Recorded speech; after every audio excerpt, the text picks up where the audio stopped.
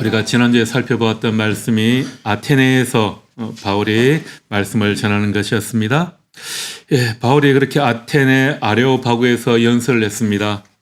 헬라 철학의 심장부에서 부활을, 예수님의 죽음과 부활을 전했습니다. 그런데 그 이전 도시들과는 다르게 회심한 사람이 몇 명 되지 않았습니다. 그래서인지 바울은 곧장 아테네를 떠나서 고린도로 가게 됩니다. 고린도는 아테네에서 서쪽으로 한 80km쯤 떨어진 도시입니다.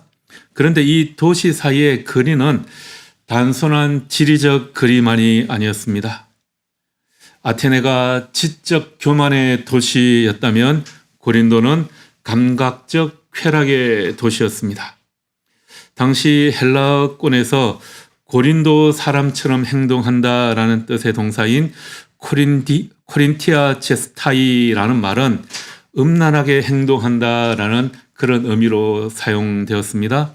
우리가 최근에 이 영포티라는 말 여러분 들어보셨죠? 영포티 그러면 젊은 40대, 처음에는 젊게 하고 다니는 젊은 아저씨라는 느낌이었는데 어느 순간 이게 비하하는 그런 단어로 사용되거든요. 그렇게 이 고린도 사람 같다라는 말은 음란한 사람들이다라는 그런 멸칭의 단어로 사용되었다라는 겁니다.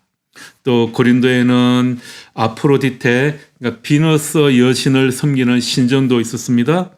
고린도는 무역의 중심지였고요. 돈이 모이고 사람이 모이고 쾌락이 넘치는 그런 도시였습니다.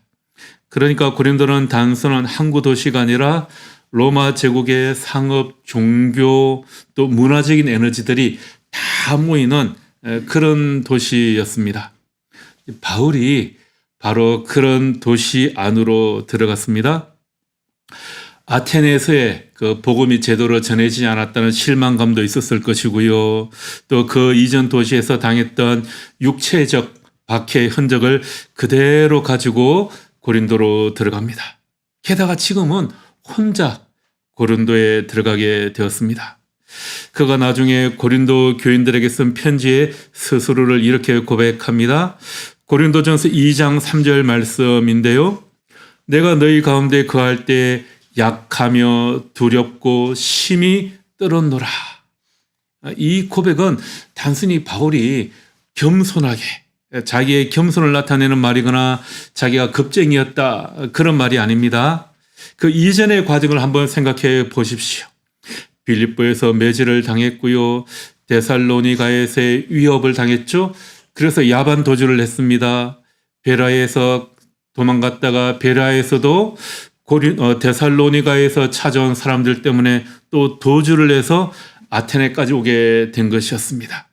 아테네에서 복음을 전했지만 조롱을 당했습니다.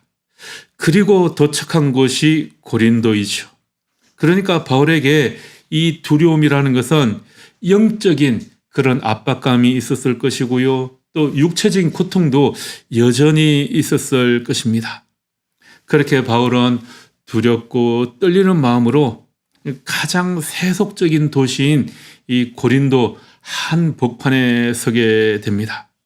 오늘 본문이 바로 그 자리에서 일하시는 하나님에 관한 이야기입니다. 바울이 고린도에 도착해서 처음 한 일은 회당에 찾아가는 일이 아니었습니다.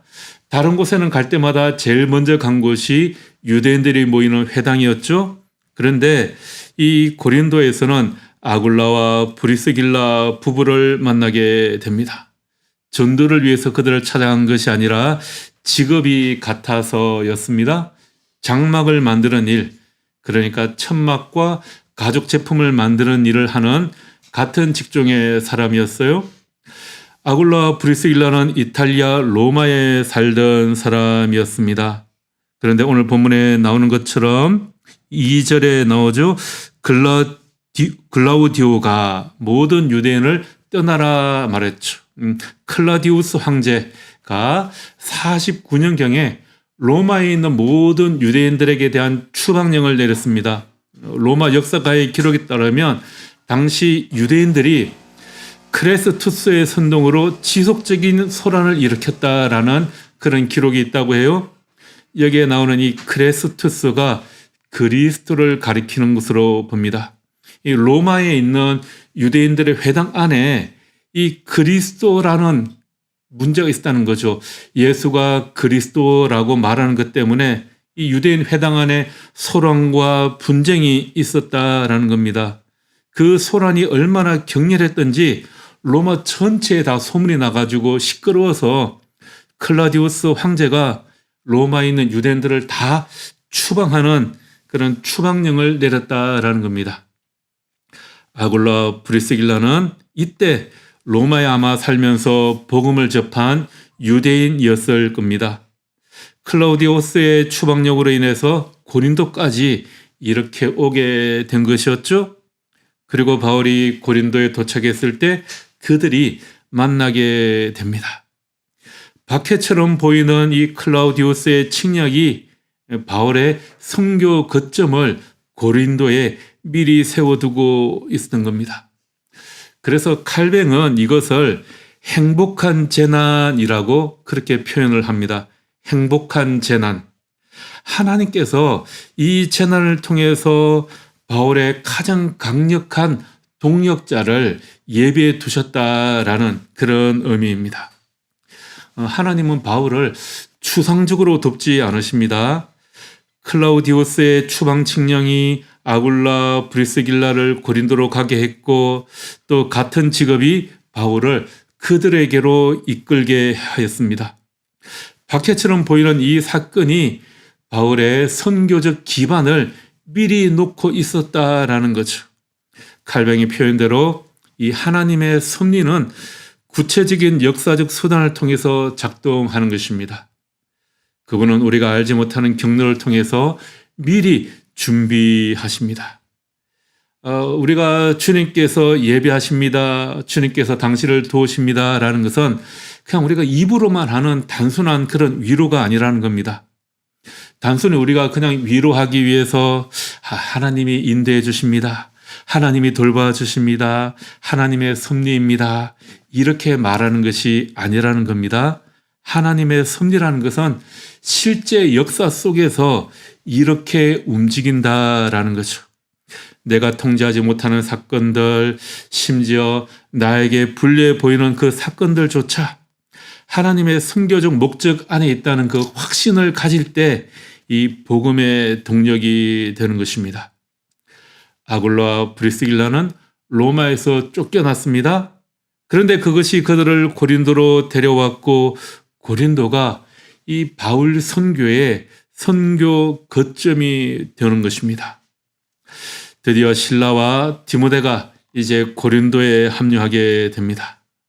바울이 베레아를 떠날 때 그들이 남아있는 교회를 돌보고 있었습니다. 그들은 남아있는 그 베레아 교회를 돌보았습니다. 바울은 그 베레아를 떠날 때 그들이 아테네로 좀 빨리 좀 오기를 원했습니다. 그런데 아테네에서 이 바울의 사역 기간이 굉장히 짧았던 것 같아요.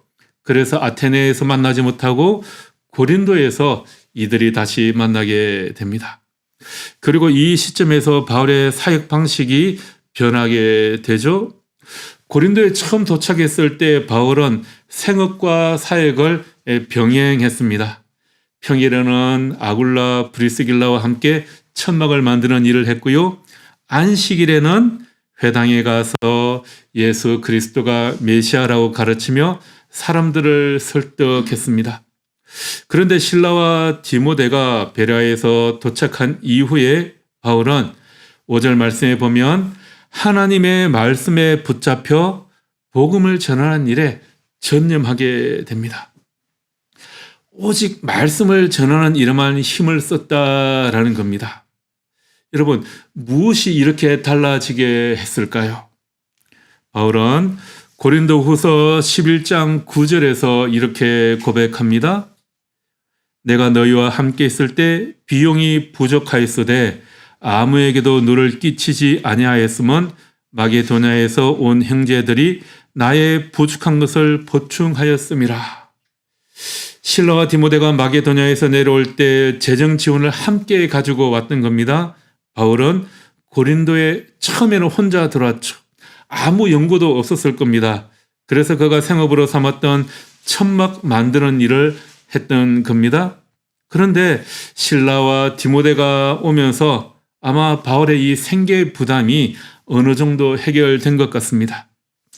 자, 그런데 여기에서 우리가 또 한 가지 오해하지 말아야 할 점이 있기는 해요. 이 본문이 말하는 변화의 핵심은 이 바울의 재정 문제가 해결되었기 때문에 사역에 온전히 집중했다라는 것이 아닙니다. 이 재정 지원은 하나의 조건이지 원인은 아니라는 겁니다. 이 헬라어 원문으로 보면 말씀에 붙잡혀 수동태입니다. 수동태이기 때문에 바울이 주어가 아니죠. 말씀이 주어입니다. 바울이 말씀을 붙든 것이 아니라 말씀이 바울을 붙들었다라는 겁니다. 또 이 시제상으로는 미완료형이기 때문에 일회적인 단 한 번의 결단이 아니라 지속적인 상태입니다. 지속적으로 하나님의 말씀에 계속 붙들려 있는 상태였다라는 거죠. 그러니까 바울이 고린도에 와서 천막 만드는 일을 하고 안식일에 복음을 전할 때도 그런 온전히 하나님의 말씀에 붙들려 있는 그런 상태였습니다. 그러니까 바울의 환경이 좋아져서 더 헌신을 하게 된 것이 아닙니다. 재정 지원이 바울의 헌신을 만들어낸 원인이 아니라 이미 활활 타오르던 그 바울의 열정을 더 뜨겁게 만들어 주었다라는 거죠. 그러니까 바울의 열정에 기름을 붓는 그런 역할을 했다라는 겁니다. 이전까지 바울은 생계를 위해서 천막을 만들며 안식일에만 회당에서 강론을 했습니다. 하지만 동역자들이 가져온 후원금을 통해서 이 경제적인 멍에에서 벗어나자 그는 이제 자신이 가진 모든 에너지를 복음 전파에만 쏟아 부었습니다. 우리 현실에서도 마찬가지인 것 같습니다. 우리는 누구나 다 생계를 위한 일을 해야 합니다. 하지만 돈을 많이 버는 것이 우리의 삶의 목적은 아니라는 겁니다. 여러분, 돈은 우리가 열심히 일한 결과 주어지는 선물과 같은 것이죠. 저도 지금 주중에 생업에 종사를 하고 있기는 한데요. 문제는 이 생업이 돈이 안 된다는 이게 더 큰 문제인 것 같아요. 그런데 더 중요한 것은 제가 주중에 일하는 것이 저의 목표는 아니라는 겁니다. 목적이 아니라는 거죠. 말씀에 붙잡힌 사람은 삶의 수단, 그러니까 돈이나 직장에 매몰되지 않습니다. 하나님이 주신 진짜 사명이 나를 이끌어가게 한다라는 겁니다. 그래서 우리 모두가 바울처럼 말씀에 붙잡힌 그런 사람이 되기를 기도합니다. 우리가 하나님의 말씀에 붙들렸다라는 것은 또 우리 인격의 변화를 말하는 겁니다. 여러분, 우리가 왜 하나님의 말씀을 읽고 또 공부를 합니까? 이 말씀에 대해서 더 많이 알기를 원합니까? 내가 이걸 열심히 공부해서 어딘가에 써먹어야지. 그런 마음으로 공부를 하는 것이 아닙니다. 내가 주인이 되어서 말씀을 도구로 삼는 것이 아니라는 거죠. 하나님의 말씀이 내 첫 인격을 다스릴 때 말씀이 내 계획을 수정하고 내 감정을 다스리고 나의 발걸음을 옮겨 놓는 것입니다. 그것이 우리가 말씀에 붙들려 살아간다라는 그런 의미가 됩니다. 그런데 바울이 말씀에 붙잡혔을 때 유대인들의 비방이 더 거세지게 됩니다. 여러분, 말씀이 온전히 전해지면 그 말씀을 듣는 사람들의 마음에 아마 찔림이 더 심해지는 것 같습니다. 그렇게 유대인들의 비방이 더 거세지자 바울은 어떻게 합니까? 그는 자신의 옷을 털어버렸다라고 하죠. 이 옷털기는 유대인들의 유대적인 언어인데요. 에스겔 33장의 말씀에 보면 하나님께서 이스라엘에게 그 파수꾼의 이미지를 말씀하십니다. 파수꾼이 경계를 서다가 누군가 낯선 사람이 와서 경고를 하죠.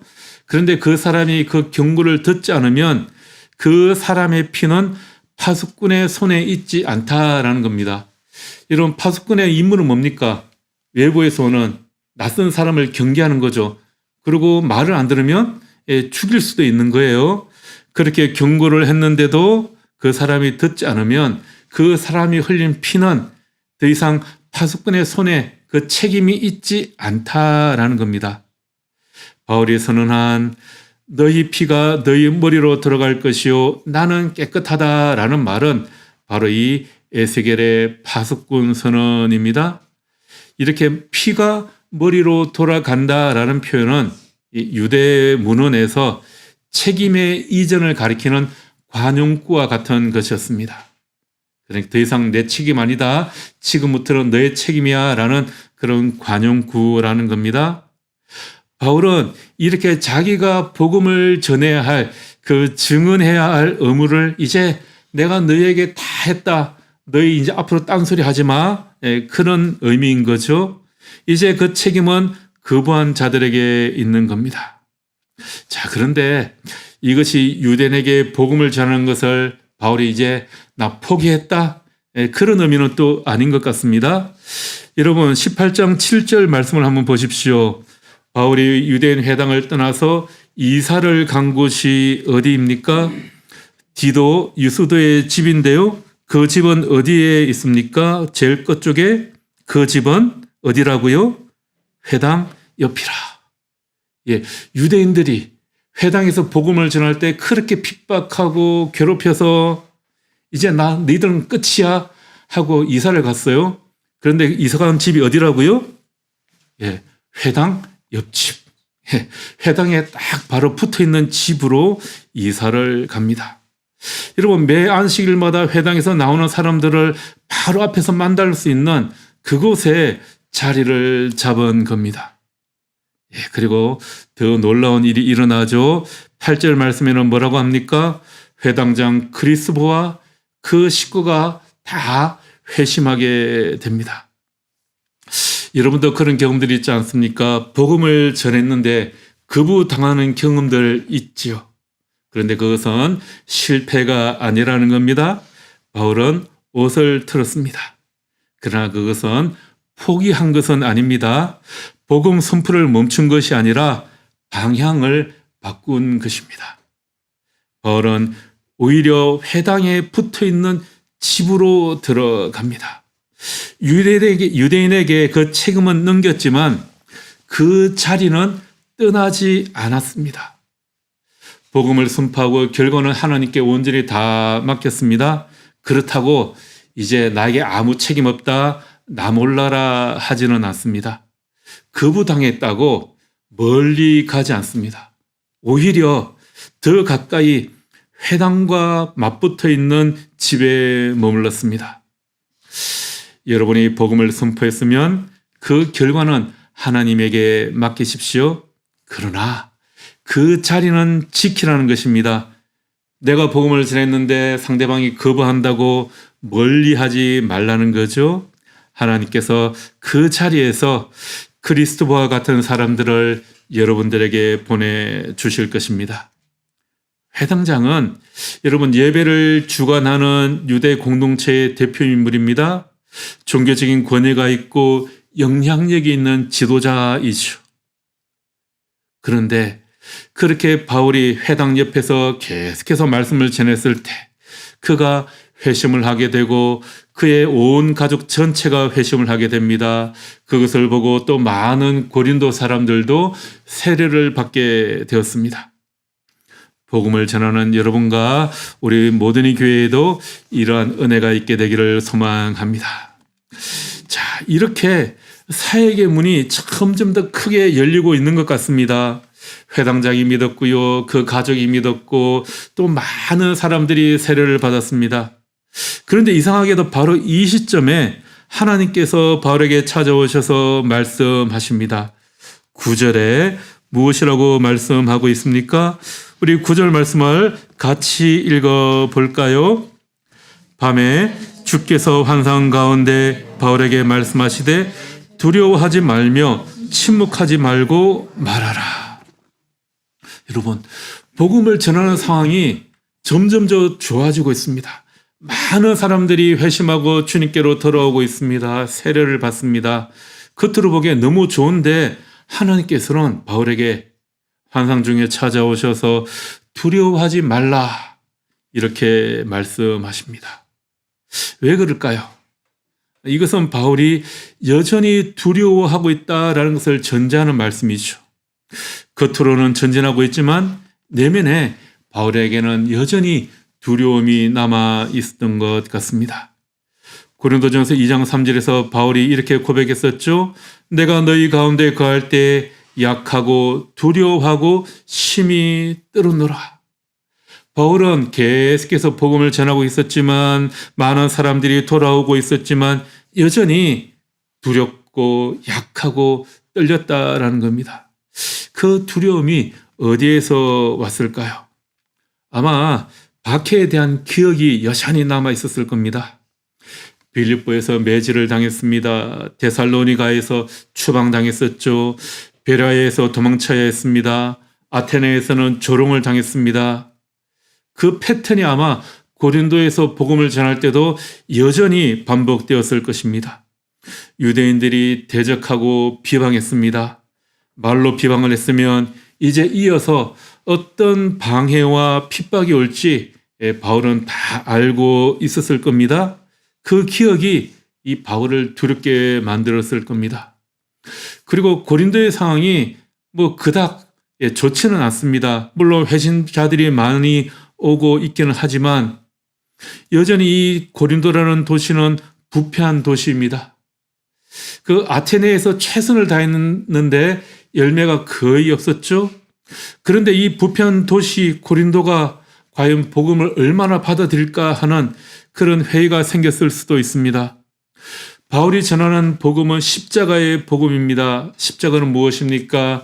자기를 부인하라, 자기를 낮추라, 하나님 앞에 거룩하게 살라는 말씀입니다. 그런데 고린도는 정반대의 도시였죠. 자기를 높이며 살아가는 사람들에게 자기를 부인하라라는 말이 얼마나 먹히겠습니까? 쾌락을 추구하는 사람들에게 거룩하게 살라는 말이 얼마나 먹히겠습니까? 그들이 받아들이기 싫어하는 메시지만 전합니다. 또 이방 도시 한복판에서 복음을 전하는 이 일의 무게가 바울에게 얼마나 무겁겠습니까?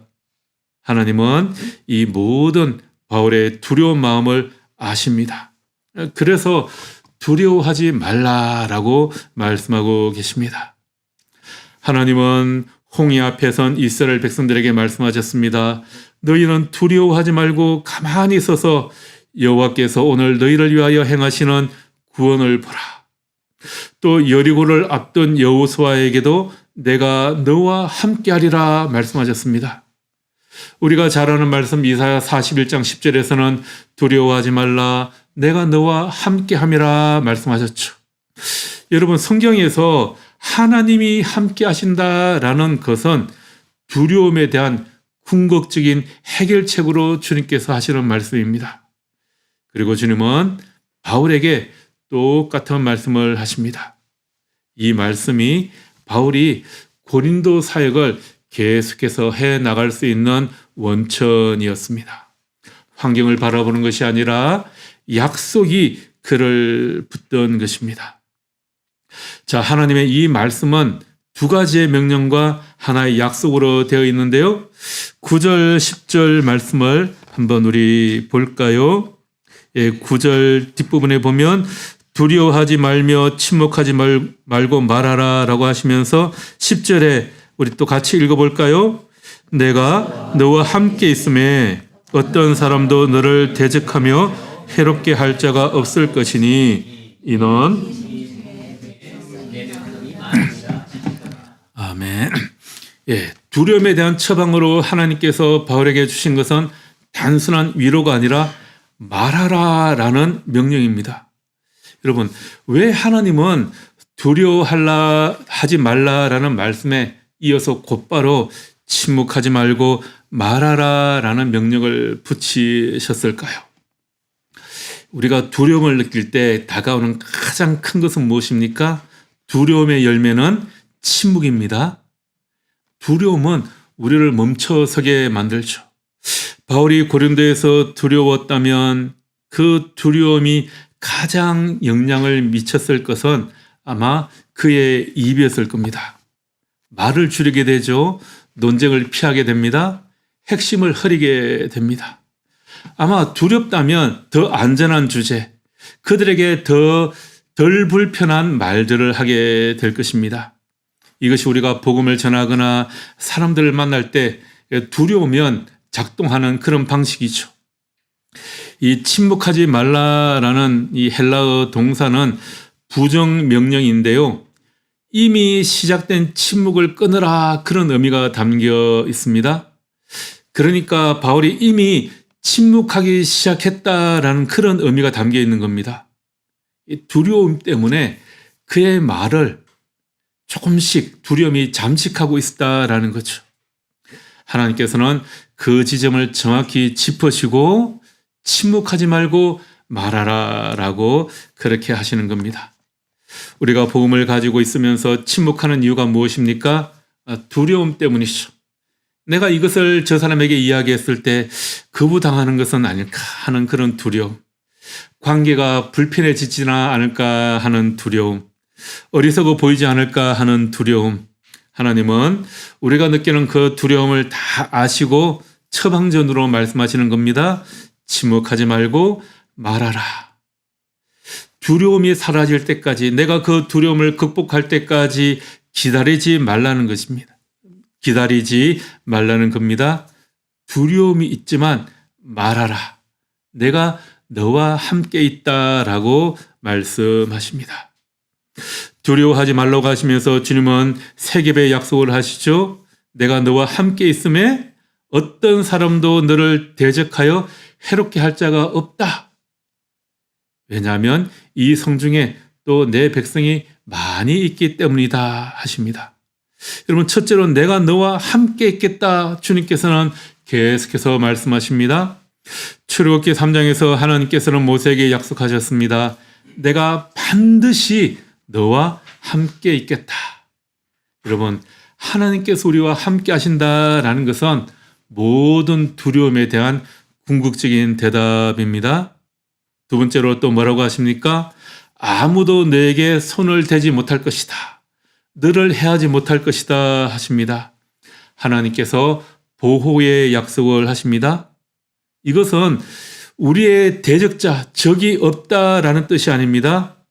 적이 우리를 공격해 오지만 해를 끼칠 수는 없다라는 거죠. 여러분, 이 약속이 바울에게 어떻게 성취됩니까? 그것은 다음 주에 우리가 나누어 보겠습니다. 하나님의 보호는 늘 예상 밖의 형태로 우리에게 다가옵니다. 그리고 세 번째로 또 약속이 무엇입니까? 이 도시에는 내 백성이 많다. 선택과 예정의 약속이죠. 주님이 내 백성이 많다라고 하셨을 때 이 백성은 이미 주님을 믿는 사람들이 아니었습니다. 아직 복음을 듣지 못하는 사람들, 아직 회심하지 않은 사람들이었습니다. 그러나 하나님은 이미 그들을 자기 백성, 내 백성이다라고 하십니다. 이것이 두려움 속에서도 바울이 계속해서 복음을 전할 수 있었던 힘이 되었습니다. 아직 믿지 않는 사람들 안에 하나님의 백성이 있기 때문입니다. 그러면 이렇게 생각할 수도 있죠. 아니, 그러면 하나님이 이미 택하신 백성들이 있다면 내가 뭐 굳이 복음을 전할 필요가 있을까? 그렇게 두려워하면서 굳이 힘든 일을 내가 할 필요가 있을까? 우리가 두려워하는 것은 결국 헛수고에 대한 두려움이 아닙니까? 이 복음을 아무도 들어주지 않으면 어떡하지? 거부당하면 어떡하지? 그런 두려움이 있죠. 그런데 주님께서 이 도시 안에 자기 백성을 많이 두셨다면 우리의 선포는 헛수고가 아닌 것이죠. 반드시 열매가 있을 것입니다. 이 확신이 바울로 하여금 1년 6개월 동안 이 고린도에 머물게 하였습니다. 하나님께서 두려워하지 말라고 하실 때 그것은 우리가 가지고 있는 이 두려움이 잘못되었다거나 나쁘다고 말씀하시는 것이 아닙니다. 두려움을 가지는 것을 당연히 인정하십니다. 하나님은 두려움이 없는 사람에게 이 말씀을 하지 않으십니다. 두려워하는 사람에게 찾아가셔서 이 말씀을 하십니다. 너 두려운 마음이 있지? 나도 그것을 안단다. 그러나 내가 너와 함께하고 있다는 그 사실을 늘 기억해라. 이렇게 말씀하시는 거죠. 그렇게 바울은 고린도에서 1년 6개월을 보냈습니다. 서두르지 않았던 거죠. 그들 가운데 함께 하였습니다. 매주 안식일 회당에 찾아갔고 말씀을 가르쳤습니다. 핍박이 있자 오히려 회당 옆집에 들어가 자리를 차지합니다. 그리고 더 열심히 복음 전하는 일에 전념합니다. 두렵고 떨렸지만 그 자리를 떠나지 않았습니다. 여러분, 그 1년 6개월의 결과가 무엇이었습니까? 고린도의 교회가 세워졌습니다. 바울이 고린도 전서와 고린도 후서를 쓰게 되는 그 공동체가 탄생했습니다. 그 유명한 사랑장이 나오고요. 부활에 관한 이야기들이 이 고린도 전후서에 가득 차 있지 않습니까? 바울이 고린도에 머무는 1년 6개월이 평온하게만 했던 것은 아니었을 겁니다. 유대인들이 일제히 일어나 바울을 총독 갈리오 앞으로 끌고 갑니다. 법정에 섰습니다. 그런데 냉담한 이 갈리오의 판결로 인해서 예상하지 못한 방식으로 바울을 보호하게 됩니다. 10절 말씀에 어떤 사람도 너를 해롭게 할 자가 없을 것이니, 이 약속이 이후에 이어지는 말씀에서 성취됩니다. 우리 10절과 11절 말씀을 다시 한번 읽어보고 오늘 말씀을 마무리하도록 하겠습니다. 10절부터 우리 함께 읽어볼까요? 내가 너와 함께 있음에 어떤 사람도 너를 대적하여 해롭게 할 자가 없을 것이니 이는 이 성중에 내 백성이 많이 하시니라. 1년 6개월을 머물며 그들 가운데에서 하나님의 말씀을 가르치니라. 바울은 그 자리를 떠나지 않았습니다. 그 자리에 머물렀습니다. 여러분들이 복음을 전할 때 두려운 경험이 있습니까? 거부당하는 경험이 있습니까? 그때 그 전도의 현장에 머무르시기 바랍니다. 그리고 이 도시에 주님의 백성이 아직 많이 남아 있습니다.